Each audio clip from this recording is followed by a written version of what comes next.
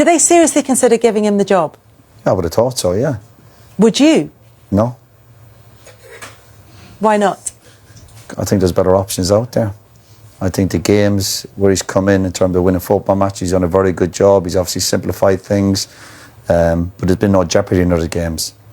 They've had 3 weeks to prepare for the matches. It's been good timing for him to go in there, and he's done a very good job. I take my hat off to him. I mean, if he does get the job in the summer, he said, listen, good luck to you. But I think there's far better options out there for the next manager of Man United. If Carrick had been mentioned 3 months ago, you would have been locked up to be the next United manager. We would have said he wasn't even the reckoning. But timing, he's got the opportunity, he's done a very good job there. I think there's better options out there. Manchester United fans, what I'm about to say in this video is nothing but the honest truth, and I will be happy if you hear me out to the end before you make your judgment. Because right now, there are a lot of opinions flying around, a lot of comparisons being made, and if we're being real, some of them don't actually look at the full picture. I've been seeing many people compare Michael Carrick with Ole Gunnar Solskjær, and I understand where that is coming from. People are saying we've seen this story before. An interim coach comes in, does very well, lifts the mood of the team, gets results, and then when he is given the permanent job, things fall apart. That concern is valid, and I get why fans and pundits are cautious. But here is the key thing that many people are choosing to ignore: Carrick and Ole are two completely different individuals. Yes, both of them are ex-Manchester United players that have had success as interim managers at Manchester United, but beyond that, the similarities stop there. Their understanding of the game, their approach, their background, all of it is different.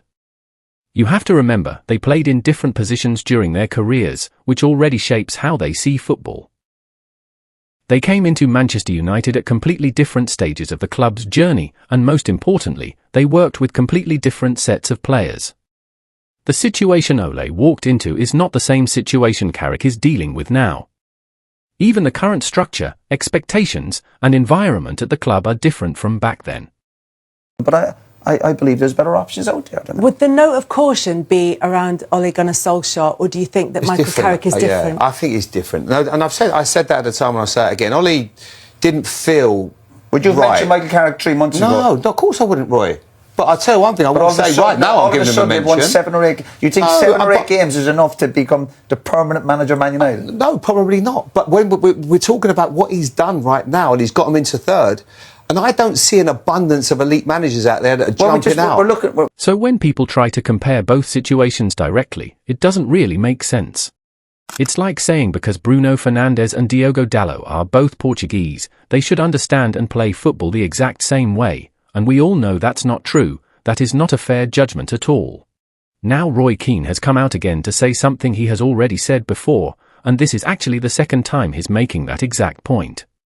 The first time, he said there are better coaches out there. I think if United win every game from now till the end of the season, I still wouldn't be giving him the job. Why? I just think they need a bigger, more experienced manager. Simple as that. Carrick could win every game. Timing coming into the job was fantastic for him, and he said he was enjoying it. You enjoy management when you're winning football matches, of course. But I think the size of the club and the challenges they face over the next few years, because really, I know I've heard Jamie Carragher mentioned the last few weeks, you want a manager you feel will come in and get Man United winning league titles. Are we all going to sit here and believe Michael Carrick can get United winning league titles? And now he has repeated the same statement again. And listen, he is absolutely entitled to his opinion, just like everyone else is. But I want to make something very clear here, something that I think many people are overlooking. We have seen it happen over and over again at Manchester United. Top managers, experienced managers, managers who have coached at the highest level of football, they have all come to this club and still got sacked. We are talking about names like Louis van Gaal, Jose Mourinho, and David Moyes. These are not small coaches. These are managers who have managed big clubs, won trophies, and handled pressure at the highest level. And it doesn't stop there.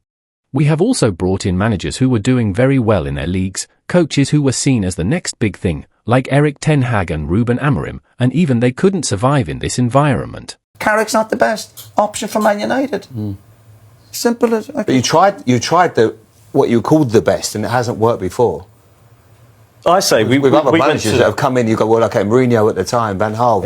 You tried everything. Yeah. So one's come in that probably knows the club better than most, has done a great job so far. Got him. If he gets to third, I think it'd be really hard not to give it. And to him. if they do give him the job, yeah, good luck to him. And if he does the business the next few years, United winning league titles, I'll happily sit here and go, listen, I got it wrong, no problem.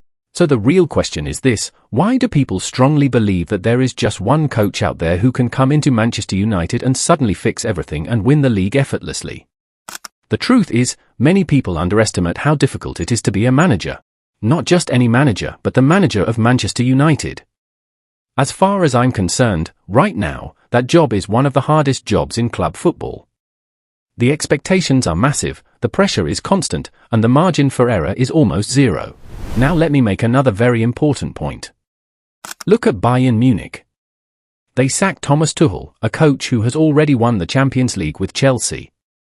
And even before him, they had already sacked other top managers. But what did they do next? They went and appointed Vincent Kompany, a coach with far less experience, someone who had just taken Burnley into relegation. That decision alone should tell you something. There's loads of examples of young managers getting an opportunity and doing really well.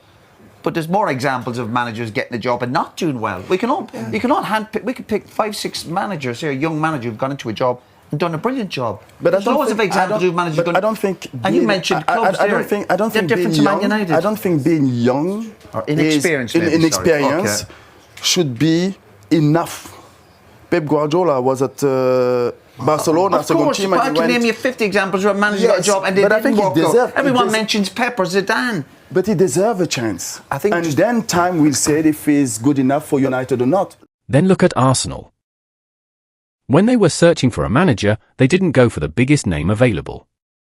Instead, they chose Mikel Arteta, someone with limited experience at the time, known mostly as an assistant under Pep Guardiola.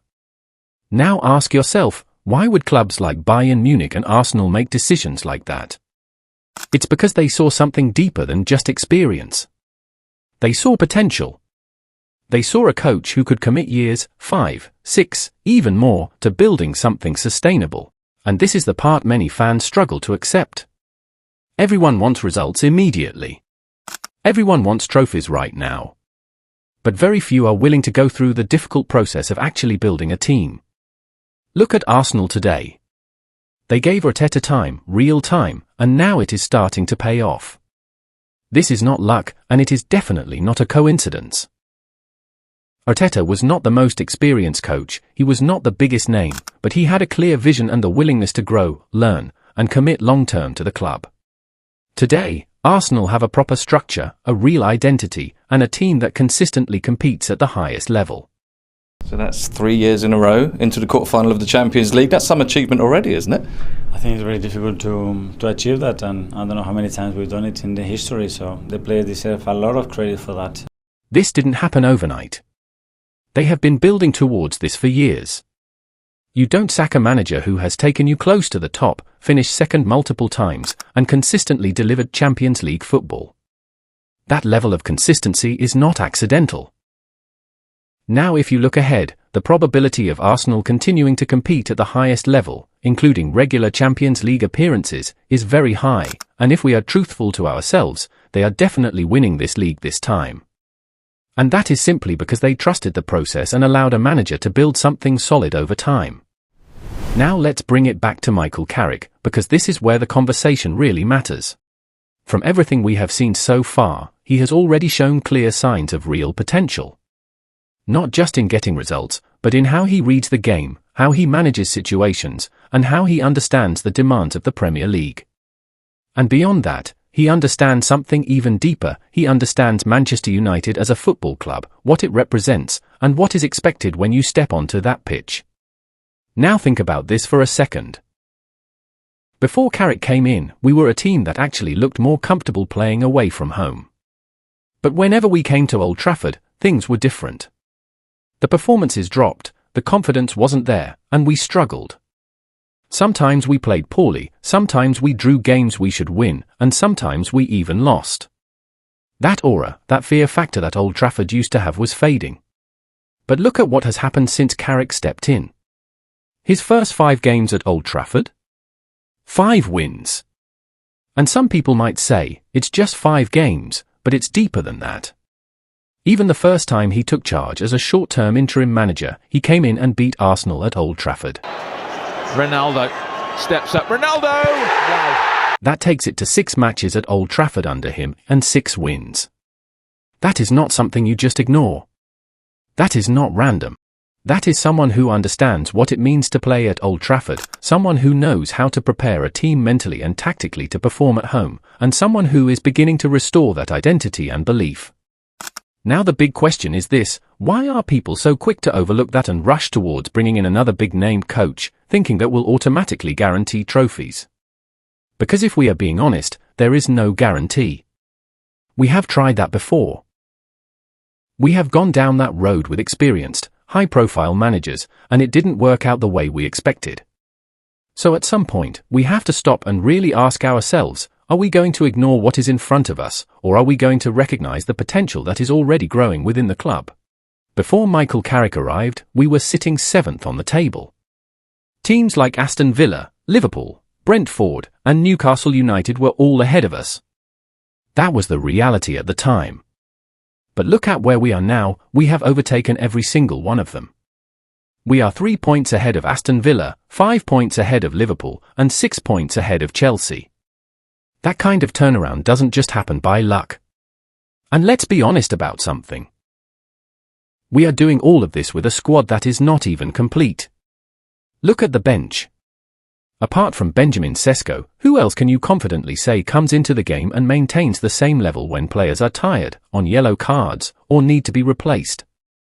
The options are limited. The depth is not there.